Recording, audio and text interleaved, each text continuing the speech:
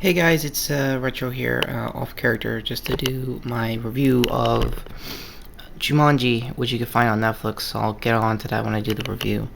I just want to do a quick moment of silence for Robin's passing over the last couple weeks, uh, so that I end this, or, well, start this review right. So here we go. Okay, with that said, let's get on to the review. Henshin.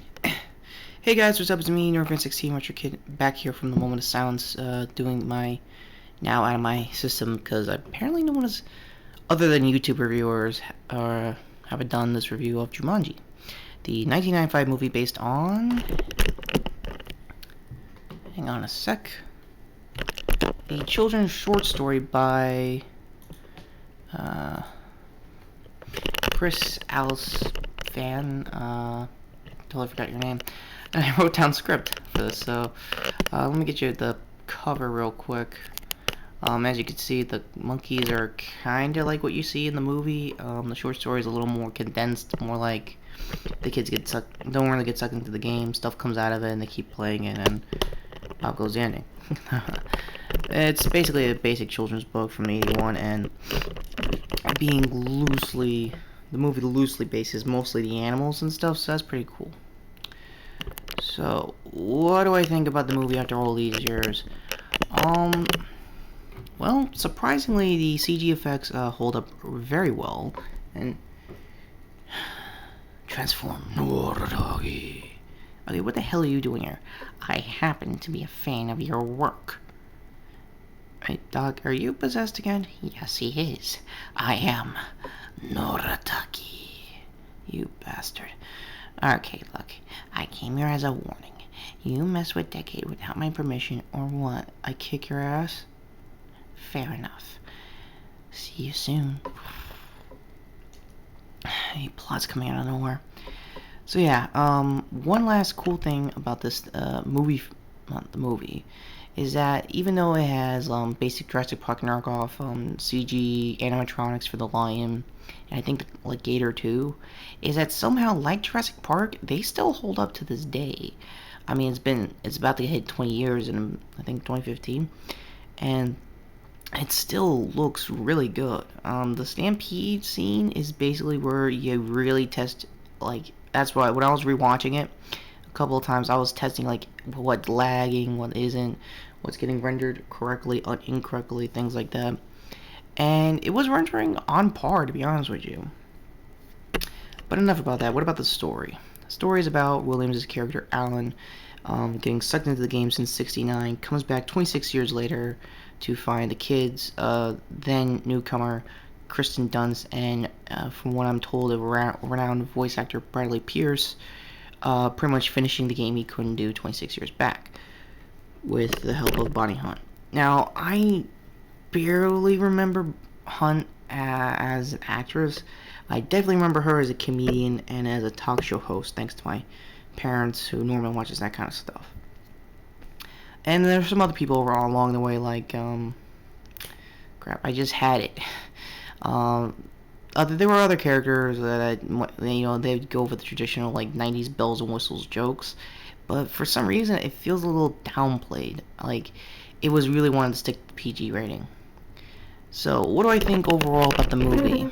After rewatching it years later, let alone on Netflix, which is kind of cool, I still recommend watching it with your kids if you're a parent, and if you're a fan of the show, not the show. There was a TV show for this. The only difference is between this plot and the TV show's plot that they swap the rules around. They casually get stuck into the game for like clues and stuff, and for some reason Alan's character never really found his clue to get him out of the game.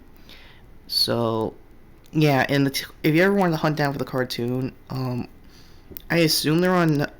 They're not on Netflix. They're probably on like either a DVD release or some VHS rip off YouTube. I recommend that if you really want to get an idea of it. It's kind of like the same animation as the Wild Thornberrys if you really want to get interested. So, one last cool thing about this is that if anyone who's played the real board game that came out when this movie was out, it was nothing, and I mean nothing, like the movie. However, though we may not get magic and stuff like that, we do have people in the cosplay community years later make their own custom wooden boards to look almost like the movie, with painted weathering and everything. Let me just get a basic example of that. I'm going to zoom in.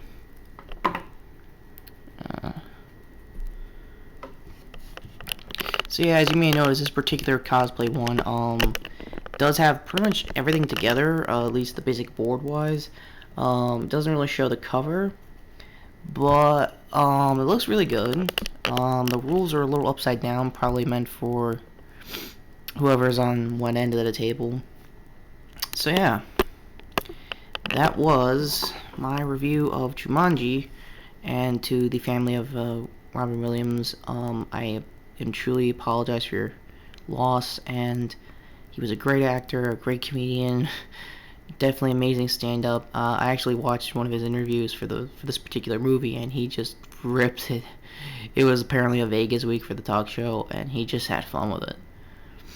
And you know, if I ever wanted to like rewatch a lot of his stand-up tours, I probably will eventually. I'm not gonna review it or anything. I'm just gonna be like, oh wow, he was really that funny. So yeah, I'm NerdFan16, Richard Kid here on YouTube, and Jumanji. Later, guys.